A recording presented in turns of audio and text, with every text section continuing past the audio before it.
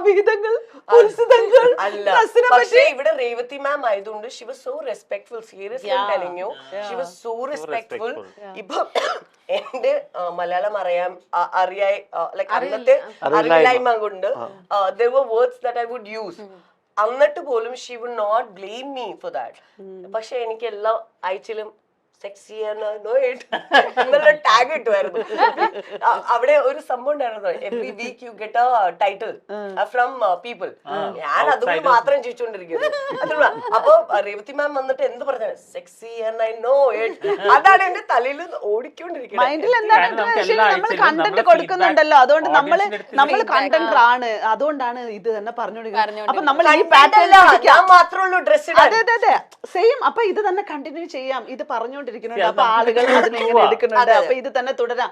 അങ്ങനെ നിങ്ങൊരു കാര്യം അറിയാം, Malayali ഹൗസില് I think we were there only for 85 days because 85th day നമ്മുടെ finale കഴിഞ്ഞായിരുന്നു. Because we had to wrap it up suddenly.